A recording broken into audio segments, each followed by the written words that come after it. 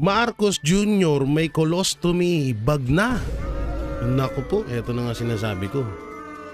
At eto, Senator Amy Marcos, muntik nang maitulak si Marcos Jr. sa helicopter.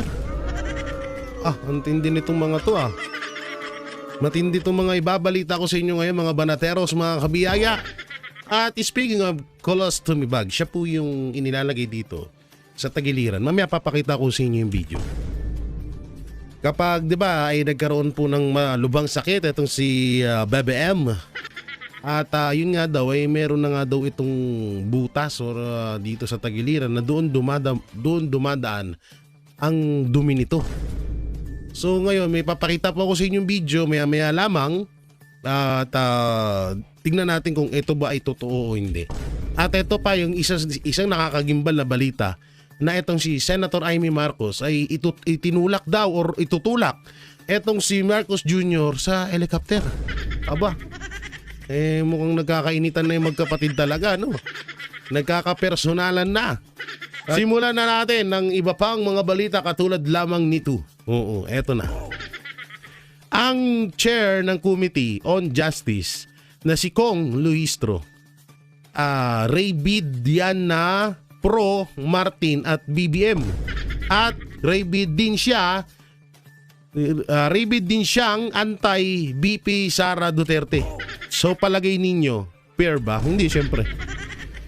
Alam na, kaya nga tinawag na ano yan Kaya nga tinawag na Delima 2.0 yan si Luistro. Isa yan sa mga bataan ni Martin Luther Romualdez. Isa yan sa mga sa mga garapatan ni Marcos Jr. at isa sa mga anti-Duterte. So hindi na bago sa amin yun. Hindi na bago sa atin yan. Tsaka alam naman na natin yung karakas niya ni Luistro. Hindi ko nga alam ba't nanalo pa yan Yan lang yung pinagtataka ko, hindi ko alam kung bakit nananalo yan etong mga to. Hindi ko rin alam kung bakit nanalo etong si Luistro. So baka talagang sobrang lakas niya lang sa Batangas or baka naman talagang malakas ang kapit niya dun sa Comelec. Ay, sorry. So dito naman tayo sa kabila. Eto, Tito Soto, inaapura ang impeachment ni Vice President Sara Duterte. Tayo na nung impeachment ni Marcos Jr. wala kang sinabi, tapos impeachment ni BP Sara minasasabi ka na, tapos sasabi mo hindi ka tuta ng administrasyon Marcos. Di wow? Di ba? Siya mismo nagpatotoo Siya mismo nagpapakilala sa sarili niya na ako ay isang bataan ni Martin Romualdez at ni Marcos Jr. Lapit ni Tito Soto. Ni Tuta Soto. Hindi yung mga tawag sa kanya ngayon ng ibang mga vlogger ay Tuta Soto. Bagay naman talaga. Biruin mo, nagsalita ka sa impeachment ni BP Sara pero no comment ka sa impeachment ni Marcos. Ano kaya yun? Kalokohan no? Ang laking kalokohan na nito ni Tito Soto, no? Ewan ko ba bahala siya Siya naman sumisira sa sarili niya. Siya naman sumisira sa sarili niya siya naman magdadala niyan. Sabi nga ni Tito Sen, hindi na nga daw siya tatakbo bilang senador sa susunod na eleksyon. Di nga. Totoo ba? Na hindi ka natatakbo sa susunod na eleksyon? Gusto mo nga daw maging presidente. Ay, okay, kaya pala siguro 'di ba, plano nila na maging presidente si Tito Sen. Siyempre, kapag na-impeach nga naman si BP Sara at kung siya pa rin ng Senate President, siya yung magiging Vice President ni Marcos Jr. Tapos isusunod nila i-impeach si Marcos Jr. So magiging presidente agad siya. Kaya pala wala nang balak tumakbong senador sa susunod na halalan kasi nga ang plano ay maging Vice President. Kaya naman pala ka. Ngayon gets na namin. Tuta Soto again. Eto na nga. Online trolls nais tapusin ni Soto.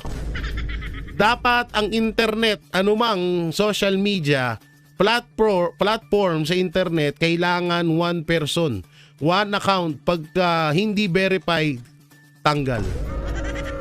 Yun. Ang tindi mo naman, Tito Sen. Ang higpit mo naman. At speaking of trolls, di ba yung mga amo mo yung pinakamaraming trolls kaysa sa mga Duterte? Inamin ni Marcos yan, di ba? Sa bibig mismo ni Marcos Jr. nang galing yan.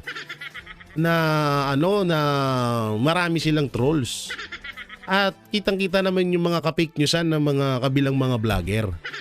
Biri mo, debunk sila ng debunk dun sa mga proyekto ni Sandro Marcos pero nga. Oo, hindi nila maipaliwanag na maayos. Kesyo wala daw baha sa Ilocos Norte. Putay na, wala palang baha. Ba't ang daming project dyan ng flood control? Gago bobo lang. So dito Sen, alam mo, kung tatapusin mo yung online trolls na yan, sa totoo lang, maganda naman to kasi wala nang mga dami-dami account. So goods naman yon. Kaso nga lang, mukhang hindi ka papayagan ng amo mo kasi sila nga ang may maraming trolls. Mag-ano ka muna ha? Mag-meeting muna kayo ng iyong amo. Oo, para tawag dito, para alam mo na 'yon, para hindi kayo magkasalungat ng inyong plano. Kasi kung trolls lang ang usapan, di amak na napakaraming trolls ng administrasyong Marcos. At obvious naman, diba, kitang-kita. At ito, speaking of vlogger na kumakampi sa administrasyon, diba, may inilabaso si Madarahog. At ito, matagal na rin naman din namin alam na may mga nagsasabi na rin sa amin na kasi iniisip namin bakit kaming mga Duterte supporters or Duterte or mga vlogger na sumusuporta sa mga Duterte, tawag dito, nakapokus lang kami sa pagbabalita. Nagtataka kami bakit palagi kaming minimension sa mga vlog or videos ng ng mga tanso dugyot vlogger. Mapadilawan, pinklawan at pulangaw ng mga vlogger. So nagtataka kami, sabi namin bakit sila nakapokus sa atin? Bakit hindi nila pagpukusan na ibalita nila sa mga supporters nila magandang nagagawa ng administrasyong Marcos? Yun pala ka. Ano pala yan? Kapag minention ka ng isang vlogger, hindi mo dapat pala sagutin yun. Kasi kapag sinagot mo yun at kumagat ka doon sa pain nila, anak ng teteng, tiba-tiba sila.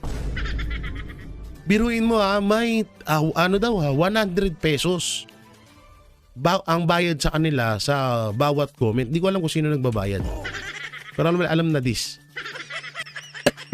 Diba? Alam na this agad yan. So 100 pesos per comment sa mga vlogger. Doon sa mga tansu vlogger. Tapos may 300k ata sila per month. Hindi ko masyadong nakalimutan ko yung video ni Madarahog Pero nasa 300k per month nila, labas pa yung bayad sa comment. Kapag maraming comment na may kita doon, halimbawa, 'di ba? Oo, halimbawa na sa 100 pesos, calculate tayo, mahina tayo sa math, hindi naman tayo nagtatali-talinuhan. 100 times, halimbawa, yung isang video. Halimbawa binanatan ako ng isa sa mga tanso vlogger o mga vlogger na sumusuporta sa administrasyon. Tapos nagkaroon ng comment yun ng 1,000 comment. So sa 100 pesos, meron silang, grabe. Sa 100 pesos, meron silang 100k. Putang ina, lupit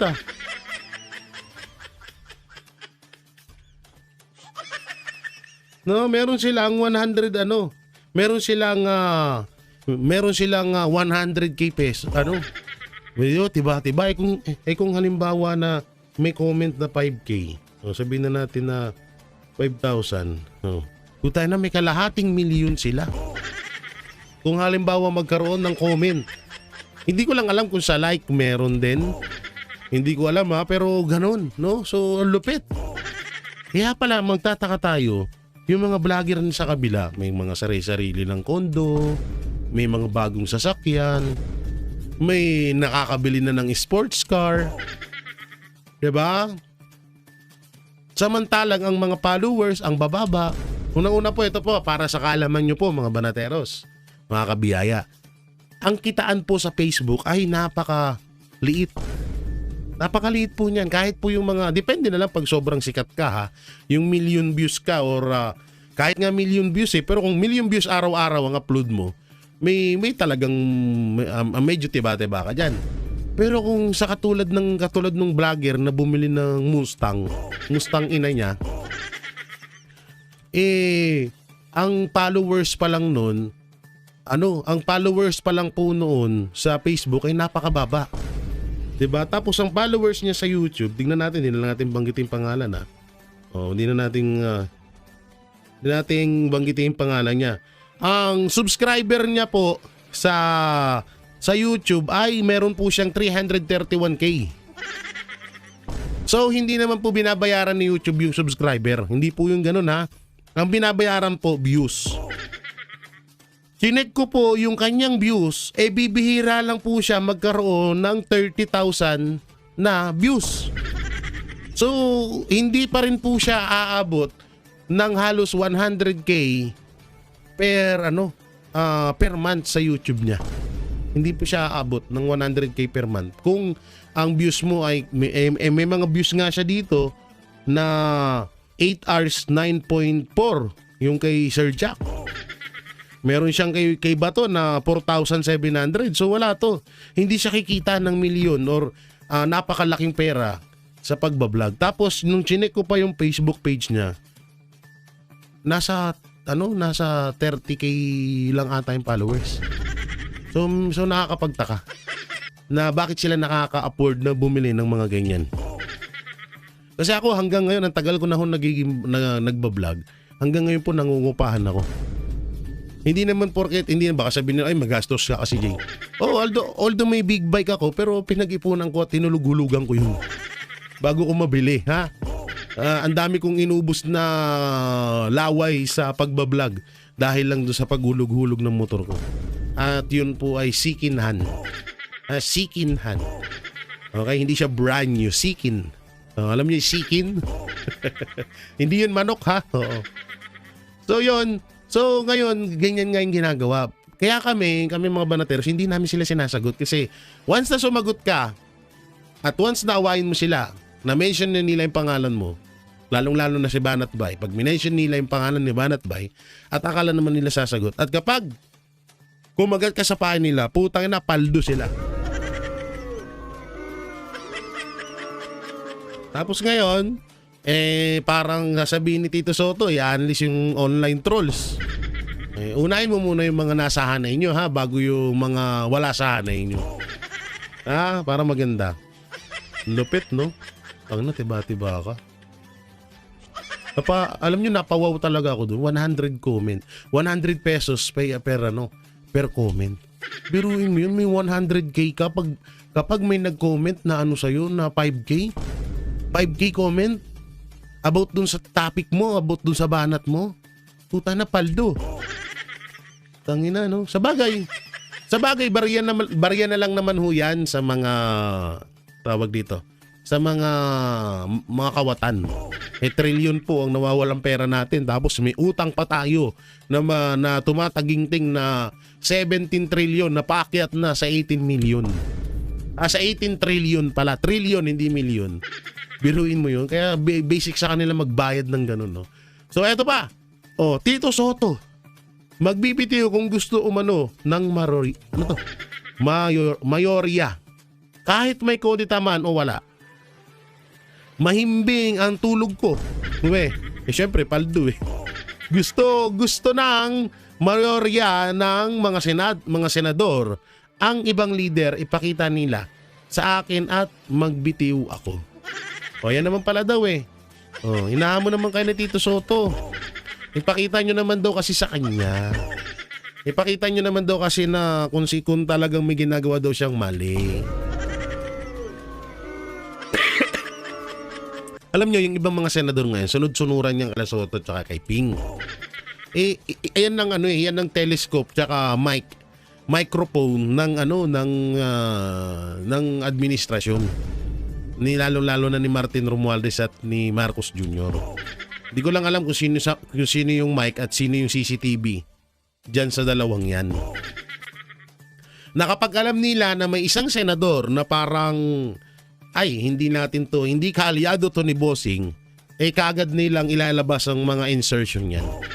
At idadawit sa flood control scam. Ganyan naman ang ginagawa ngayon. Tingnan niyo yung ginagawa kay Senator Chis Escudero, di ba? Tingnan niyo yung ginagawa kay Senator Chis Escudero. Porket naramdaman nila na ay putang na, hindi natin kayang hawakan sa leeg si Senator Chis Escudero. Idiin yan. Di ba? Idiin yan si Keso. Si Chis, ha? Hindi pa pwedeng ganyan. Tayo lang dapat ang pakinggan nila. Tingnan mo si Tito Soto, si Ping Lacson. Diba? Si Ping Lacson kahit may issue yan, hindi napapakailaman kasi nga kontrolado ni Marcos. Bata or tuta, kaya nga tuta Soto eh. No? Kaya hindi sila magalaw-galaw. Kaya ibang mga senador yan, tingnan nyo. Ito na lang, pansinin nyo maigi. Kamakailan lang naglabas ng balita ang bilyonaryo mapatungkol sa mga bilyar. Na merong project, ng DPWH project, na nasa private property. At bilyar ang konektado doon sa isyong yun. Tignan nyo ngayon, hindi gumagalaw ng mga bilyar. Nasa safe zone sila lagi. Safe zone. Nasa safe area lagi sila. Diba? Para ligtas. Hindi sila nagsasalita. Sa halip sinasang-ayunan pa nila yung ibang mga kagustuhan kagaya na lang ni Tuta Soto. Diba? Kagaya na lang ginagawa ni Tuta Soto, sinasang-ayunan nila. Sinasang-ayunan nila lahat. Kasi nga, pinipitik-pitik sila ng konti. Wag kang kakalas dyan. Eto ha, etong balitang to, pwede kong gamitin sa inyo to, mag-iina. Diba? Pwede naming palabasin na nung panahon ni Duterte, gaganyan-ganyan na naman sila. Kasi diba, naging DPWH secretary dati si Mark Villar. Kaya ngayon tingnan, kapag pinipitik-pitik yung mga senador, ang ibig sabihin niyan is magpa-control ka. Kukontrolling ka nila. Controlling kita ha, para hindi na humaba tong issue na to. Pansinin nyo, alam ko hindi naman kayo, alam ko nanonood kayo palagi at aware naman kayo sa mga nangyayari. Diba? Alam ko naman yan na hindi na bago rin naman na sa inyo. Nakikita nyo rin, nagmamasid kayo, napapansin nyo rin yan. So hindi lang ako nakakapansin yan, pati rin kayo. Kaya nga tahimik yung mga bilyar ngayon. Yung nga lang, nabudol na naman kayo. Diba? Budol na naman. Baka nga wag naman sana mangyari kapag umabot ang impeachment kay sa Senado, baka kasama na ang mga bilyar sa pipirma or papabor sa impeachment laban kay Vice President Sara Duterte. Baka.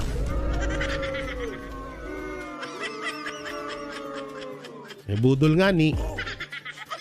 Diba? Kasi takot sila baka tayo isunod yung mga yan. Tingnan mo ngayon, sino yung mga pinupukpok? Senator Chis Escudero, Villanueva, Jinggoy, Bongo, Bato.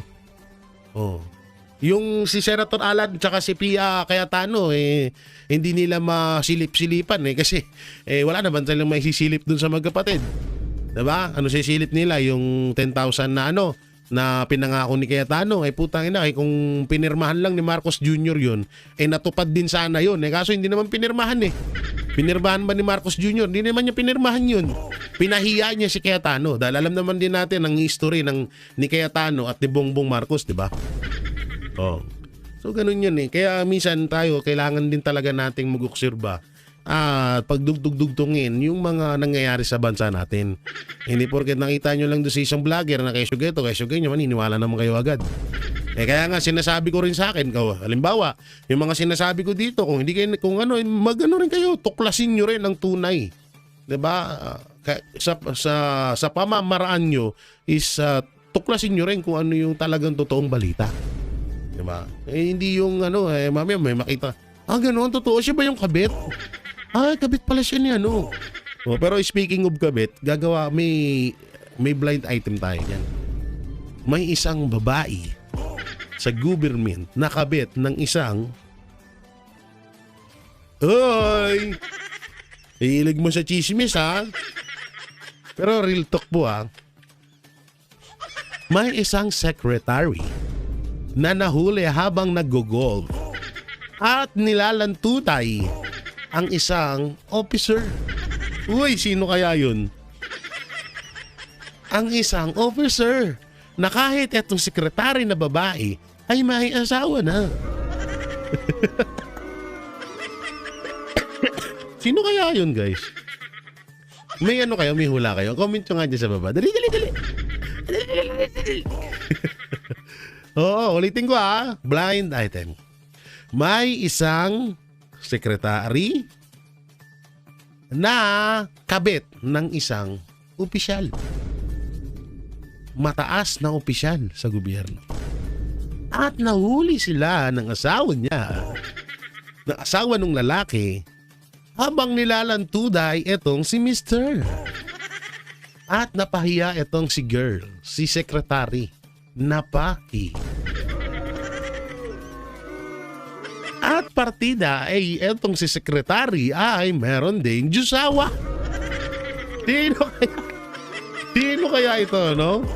Tangina, pag alam mo yung habang nung nalaman ko yun, ini-imagine ko. Nung nalaman namin ng Banateros, nung may kita niyo sa post ni Boss Dada. Basahin niyo dun sa post ni Boss Dada, andun yung sinasabi ko. Sabi ko, putang na. Ang lapit mo, girl. Para lang makakuha ka ng napakalakas na kapangyarihan, ibibenta mo ang iyong puday. Ay, ang lapit mo. Ang lapit itong babaeng to. Ano? Lahat gumagana, bibig, tsaka ano. Pasensya na po sa mga kababayan natin yan. Hindi naman po ako basto sa mga kababayan, pero etong tao na to ay medyo kataka-taka dahil may asawa na pero kumakaringping pa sa iba. No? Hindi nung sekretary na yun. Ay, nahuli daw sila eh. Nilalandi daw si officer eh. Oo, nakita ng asawa. Patay. Sinigawan daw, penahiya sa ibang tao. At ito daw si secretary ay galit na galit. Siya pa, may ganang magalit. Oo, kesyo tropa-tropa lang daw. Puta na tropa, nilalandi mo yung asawa nung isa. Gago ka ba? Sino kaya yun, no? Soon malalaman natin yan, ha? Wag na yan, ano na natin. Dito naman tayo. Nagbibiro lang siya. Ibig sabihin niya, siguro yung group na majority, hindi wala. Katuwaan lang namin. Power sharing kay Loren Legarda by Tito Soto. At ang sagot naman sa kanya ni Ma'am Malutkia ay ang Senado ay di katuwaan lang. That's true.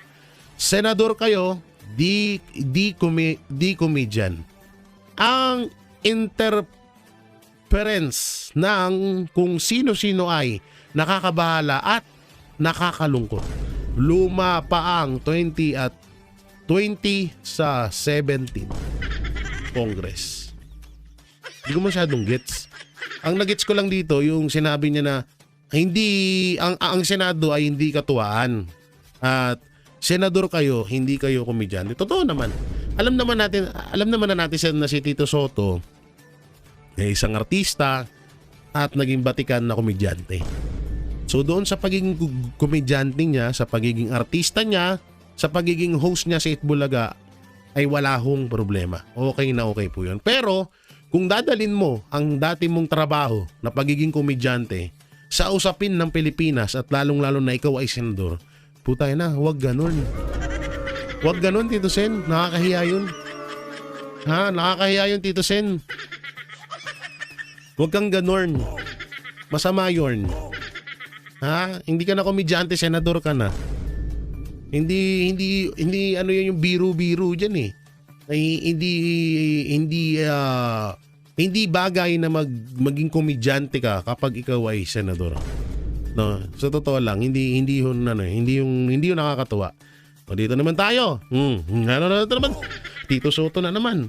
Pag ang isang Pilipino ay hindi kumakampi sa Pilipinas, nasasaktan ako by Tito Sen. Parang kanta lang Nasasaktan ako. Nasasaktan ka pag ang isang Pilipino hindi kumakampi sa Pilipinas. Pero no comment ka sa sa pagnanakaw na ginagawa ni Romualdez at ni Marcos Jr. sa Pilipinas.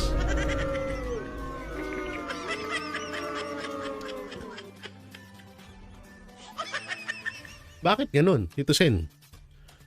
Hindi ka ba nasasaktan sa sarili mong ginagawa? Kasi ang pagkampi mo sa isang kawatan at ang ninanakawan ay mismong kaban ng bansa, wala kang pinagkatulad dito sa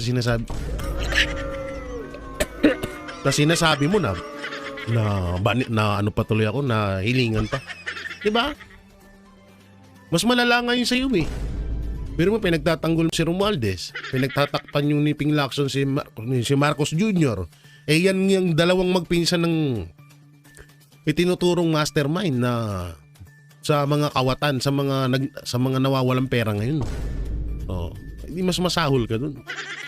Ito siya, minsan mag-isip-isip ka ha, para hindi ka mabalikan. Bumabalik lahat sa yung sinasabi mo. Dito tayo. Uy, ano to? Gago to. Totoo ba to? Martin Romualdez na Ay, gago. Akala ko namatay. Kinabahan. Nagulat ako, tas black and white pa yung picture. Tarantado din to si yung nagpo-post ng ang balita ngayon eh.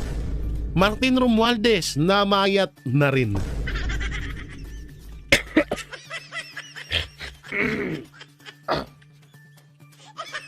Grabe yung sipon natin, di pa rin gumagaling. May malamig, tapos mainit, lamig, init na ba? Ganito talaga dito sa Canada. So eto, kapansin-pansin ang malaking pagbabago sa pangangatawan ni dating House Speaker, late Representative Martin Romualdez, nang dumalo siya sa plenary session ng House of Representatives of the Philippines nitong Miyerkules. Karma yarn? Kinakarma na yan. Alam nyo, ito real talk.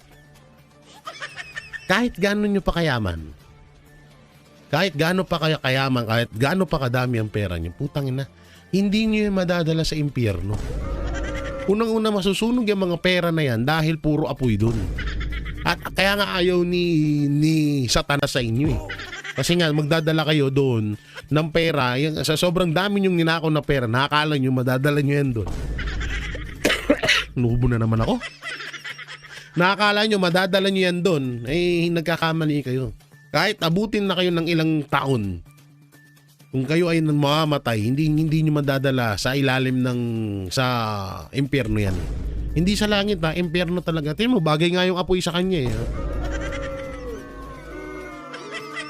Bagay yung kay Martin Romualdez yung yung effects ko, no? Bagay na bagay yung alam mo si Satanas eh.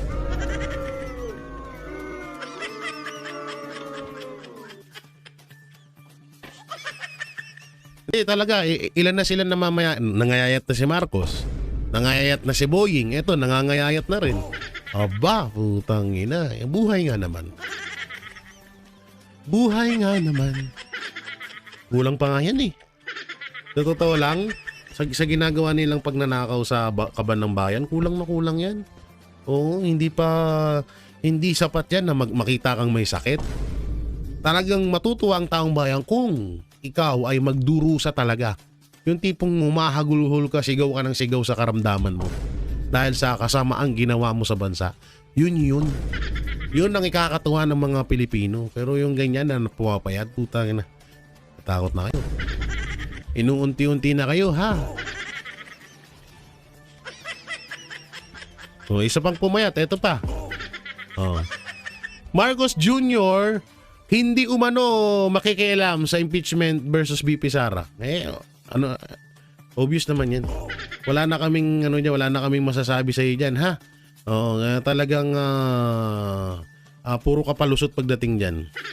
Wala akong reaksyon sa impeachment versus BP Sara. Hindi ko trabaho yan. Trabaho ng house yan. Pabayaan mo sila magtrabaho. Siguro ako, hahawakan nila ito ang magtrabaho sila. Sigurado akong hahawakan nila ito ng maayos. So ibig sabihin, inamin na rin pala ni Marcos Jr. na okay lang talaga na ma-impeach si Vice President Sara Duterte. No, ang galing. Okay. So ganun pala. So parang inamin niya na rin, diba? Kasi sabi niya, sigurado ako nga hawakan nila ng maayos itong impeachment. So talagang inaamin niya na ay okay lang may impeachment kay BP Sara. Ang galing ganun talaga buhay-buhay. Sige. Masaya na, ito naman about naman sa impeachment niya. Masaya ako na tapos na ang impeachment laban sa akin dahil nakakaabala lang ito sa trabaho namin sa gobyerno. Nagtatrabaho ka ba? Tsaka yung impeachment mo na yun, alam naman namin gawa-gawa nyo lang yun. Tigil-tigilan nyo nga kami. Dito tayo sa isa. Ay putang inang yan. Putang ina. Mayroon akong vision. I have a vision for better Philippines that Filipinos deserve. Tanginin nyo ba? Bakit nagiging baliw? Ba't nagiging baliw-baliwan na kayo lahat yan? Parang nagkakadamay-damay na kayo ha? Parang lahat na kayo may mga saltik. Aba magkakain kayo. O tigilan nyo kakahitit ng katol. Puta na may vision ka na ngayon.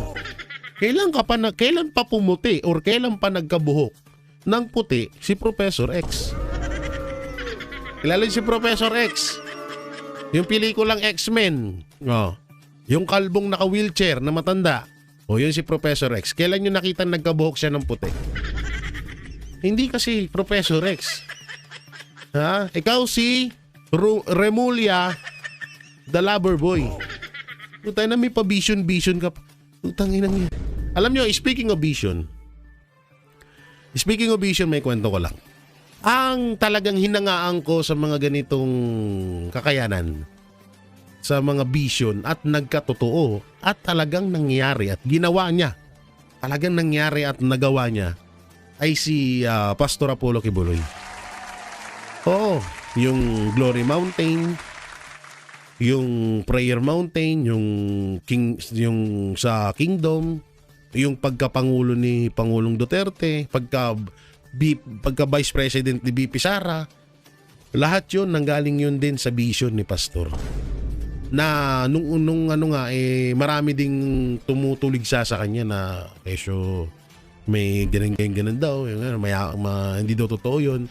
Pero nung pinakita, alam nyo, pumunta kami sa isang yung tinatawag na museum. Dati pala, talagang etong KOJC ay kapag nagsasagawa sila ng seremonya or tinatawag na ko sa ating mga Katoliko pagdarasal, sa kanila sa gilid-gilid lang. Dahil wala pa silang simbahan noon. At yung kung saan natatandaan nyo yung siege, sa sinugod ni Binaboy ni Torre, yung KOJC, diba? Nung nag-ano sila ng warrant of arrest pero search warrant ang ginawa nila, di ba? Yun ay isang vision lamang ni Pastor na ngayon ay nagkatotoo. At yan, katulad yan kay Vice President Sara Duterte. Sa tutusin talagang vision niya na rin yan. At ito, yung nangyari sa kanya ngayon, yung panggigipit sa kanila. Matagal niya nang sinabi daw yan sa mga miyembro niya. Matagal niya na ikinuwento yan. Wala pa yung mga issue ngayon, wala pa.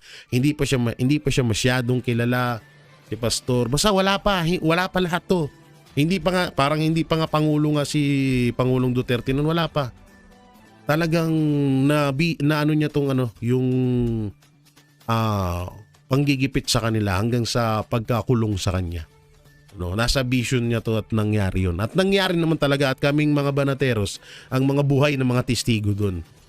At nakita talaga na rin namin. Eto po tayo na anong vision nito? Baka bisyo, hindi vision. May bisyo ka ba? John Vic Remulla, may bisyo ka ba? Kaya yung bisyo mo, ang epekto, nagiging vision. Tangina na. Kakaiba na tong mga to, may mga sarili-sarili silang superpower. Kung ikaw may vision, ano naman yung kay Pangulong Marcos Jr.? Na nakakausap niya yung tatay niyang matagal ng patay. Ano naman yun? Ano naman yung ganon? Ano naman klaseng vision yun? Yung kay Marcos Jr. na ultimong tatay niyang ilang dekada ng patay, nakakausap niya pa daw. Ang lalakas ng tama niyo. Kakaiba kayo. Iba to si Loverboy. Kaya mahal na mahal ka ni Ma'am Shitars eh. Kilala niyo si Ma'am Shitars? Mamaya, tignan nyo ha. Ito pa oh. Bumaba ang krimen at nagmahal ang droga. Ang doroga. Patunay lamang na mas maayos na umano ngayon. Malinaw na ano to? Statistic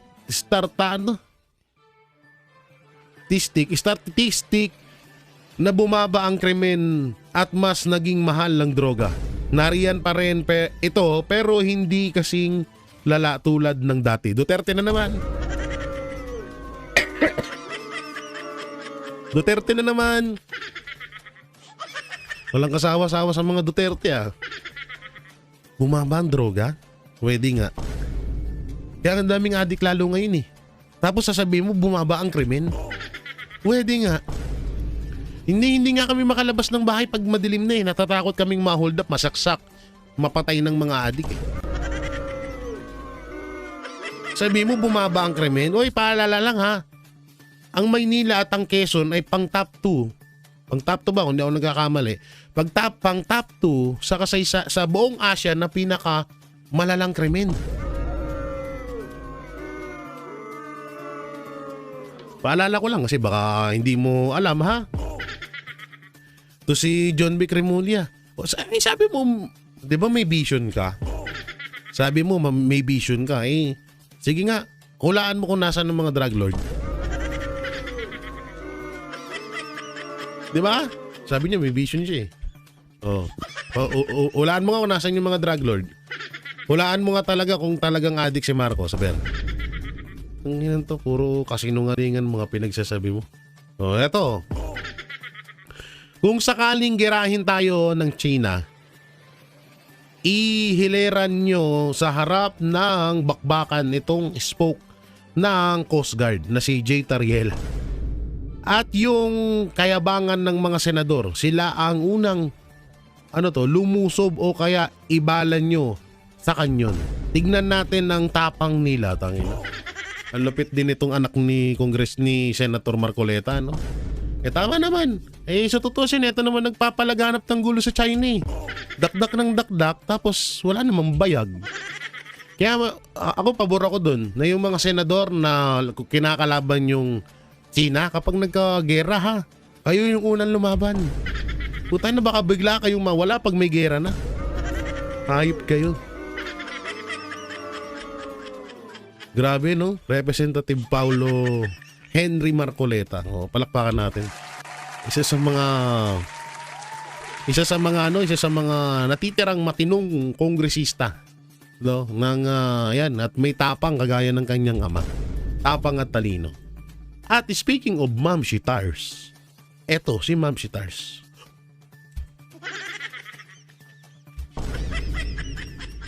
Paano? Wait lang, gagayahin ko to ah.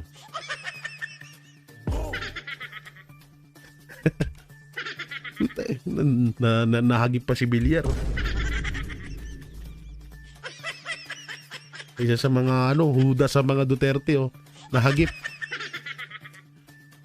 Hindi ko alam kung ito ba ay talagang mannerism lang ni Ma'am Shitars, ni First Lady Lisa Araneta Marcos, or ano bang may kukomento nyo rito mga banateros? Ano bang pati yung isang picture na sa dulo ay kitang-kita nyo parang naglock ang kanyang panga. Dito ay nanilisik ang kanyang mga mata. Bakit dilat ang iyong mga mata?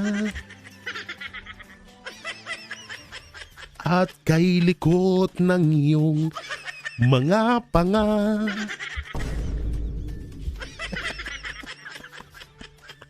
Kahit di mo magsabihin, pagiging adik nyo'y nararamdaman namin. Nalilisik no? Grabe.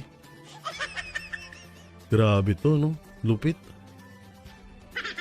Ang lupit. Talagang parang parang malalaglag na, no? Ewan ko, baka ganito talaga siya mag-facial reaction. Mag-face reaction, yung ganyan. Kasi ako, face reaction ko, paano ba? Yung panay ganun. Ay, hindi pala. Yung panay yung panay kagat ng labi yan. Lagi akong gumaganyan. So natural na ho sa akin yan. At yan, yung sa mata, minsan sa tenga. So dito kay Ma'am Shitars yung pag ganun. Yung mga tanggawagan yan diba katulad nung anak ni Amy Marcos. Yung laging na parang umaano yung kanyang hindi ito. Kumukusa na sarat tsaka bukas. Okay, Ma'am Shita, kay Ma'am Shitars, yung mata ng nilisik at yung panga. Hayaan na natin, Ay, ganun talaga ang buhay-buhay. At eto na nga, ang video na sinasabi na Amy Marcos muntik ng itulak or tinulak si Marcos Jr. sa helicopter. So, panoorin natin. Meron daw isang trip si Pangulong Marcos Jr. out of town. So, nandun sila sa isang helicopter. Nung pababa na sila, nakita nila, maraming tao, inaabangan si Pangulong Marcos Jr. Sabi ni, may mga kasama siya, yung mga miyembro ng gabinete niya. Kasama doon si Larry Gadon, nandun sa helicopter. Sabi ni Larry Gadon, Mr. President, meron akong 1,000 pesos dito. Ihagis kaya natin sa bintana. Yung makakapulot noon, may isang magiging masayang Pilipino ngayong hapon na ito. Sabi ni Larry Gadon. Sabi ni Ralph Recto, mali ka, Larry. Eto, 2,500 piso. Ihulog natin sa helicopter. 2 Pilipino ang matutunga. O, di ba? Hindi lang isa, 2. Pumasok yung isa pang gabinete, si Sam, si Anton Lagdomeo. Mali kayong pareho. Ito, may 100 piso ko rito. Hulog nyo natin sa bintana ng helicopter. 10 Pilipino ang matutuwa. O, mas marami. Pumasok si Amy, sabi niya, mali kayong lahat Yung kapatid ko, ihulog nyo lahat ng Pilipino. Yun pala yun. Idol! Yun pala yun. So, sabi, kung para daw mas sumaya daw mga Pilipino, ilaglag daw si Marcos Jr. sa helicopter. Yung pagkaloko, may pagkasira ulo dito sa Atty. Topacio, Wag naman ganun, wag kayong madahas. Wag kayong dahas. Sabi niya, mali kayong lahat Yung kapatid ko, ihulog nyo lahat ng Pilipino. Galing! Idol! So yung video nito. Ayos! Galing! Sabi daw ni Amy, ilaglag nyo ang kapatid ko sa helicopter para maraming matuwang Pilipino. Gago din to si Amy Marcos, lakas ng tama Gusto mo mawala si Ngagba? Gusto mo nang mawala mawala si Bangag, Amy? Sumasakit na ba rin ba ang ulo mo? So ito naman yung about sa sakit ni Ngagbers. So ito, panoorin natin. Okay guys, tingnan nyo itong post na to. Ayan, nagpakita na ang ating PBBM. Yan, di ba? Kaya lang, alam nyo naman, Ayan may kita dyan ng payat niya. So yan, okay? ang mata ng mga netizen masyadong malikot. So may naobserbahan sila. Ayan, binilugay niya yan. Sabi, colostomy bag na ba to? O, di ba? May colostomy bag kasi bumakat sa sa barong niya. Sa damit. Ayun yung bilog na pula na yun, okay? Natin ha. So ginawa ko, Sinum? medyo, inano ko, ayan, sinumtin ko. Oo nga, At hindi pa ako nakomportable. Kasi mukhang colostomy bag nga talaga. Yan. Kasi pumayat si BBM, kung tiyan niya man nito, hindi ba bakat yung bilbil niya? Kasi pumayat nga siya So bakit nga ba may gano'n? Hindi kaya baka may personal siyang baril? Mali natin. Tapos sinum ko pa, ay, parang legit, parang colostomy bag nga talaga siya. Kasi kung mapapansin mo, wala naman dun sa may kabila. Ibig sabihin doon lang sa may kabila, di ba? So, ito na, di ba may diverticulitis siya. So, ito na.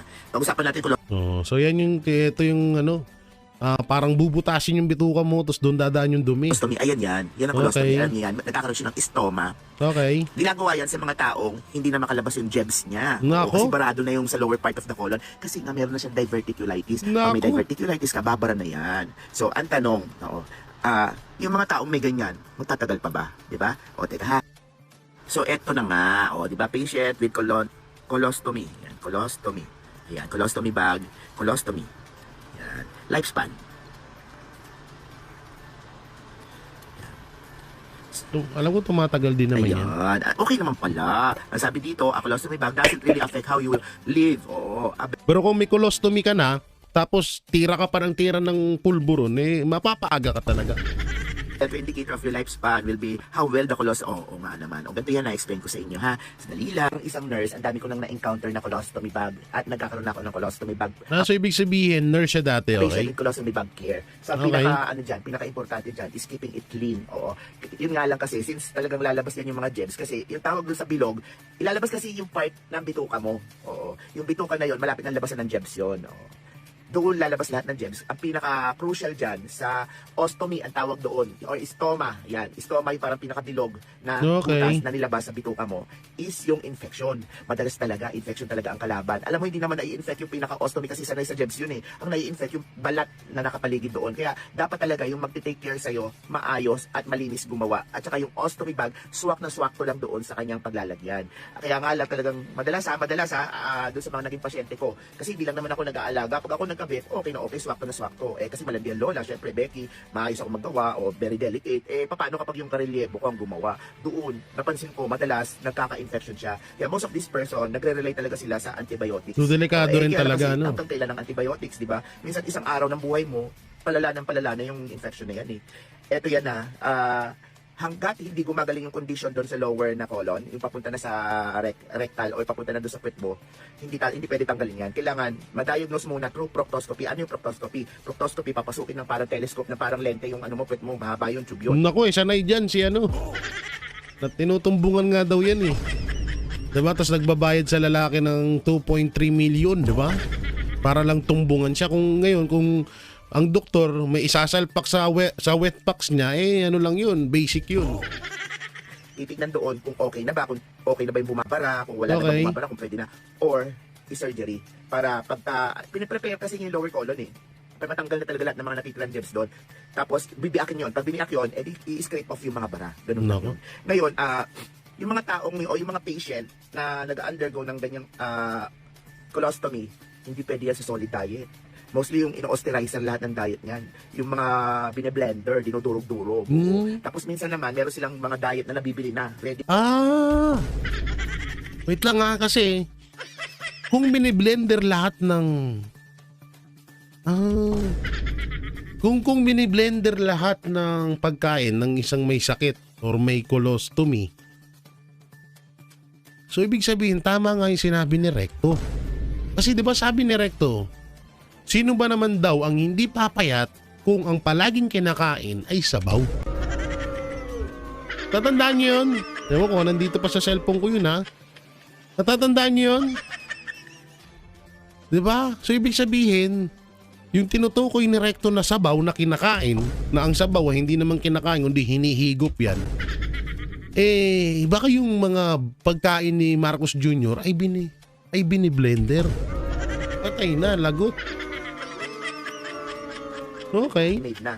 Iinumin na lang nila or kakainin na lang nila. Ganun kahirap ang may ostomy. Hindi ka na pwede kumain ng mga dati na titikman mo. Kaya yung ginagawa namin, pagka may patient kami ganyan, patakaw, yung parang natatakaw siya sa lechon. Hindi niya pwede lunukin.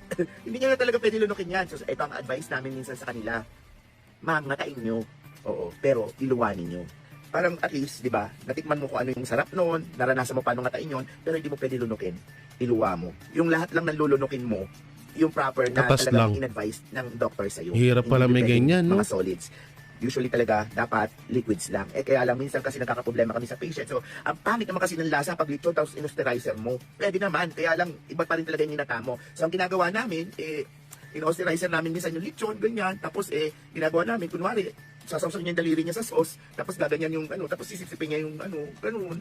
Hirap Noon yun, nung panahon ko, ewan ko lang kung ano na ngayon, siguro may iba-iba flavor na yan, yung mga diet niyan. Pero pwede naman pa rin talaga yung mga katulad ng malunggay, lalagyan ng kalabasa, yung mga ganun. Kasi kailangan talaga proper ang diet eh. Kasi usually pagka ganyan nga, kailangan yung immune mo. Pero ang ano niya kasi, ang hirap ng ganun, no?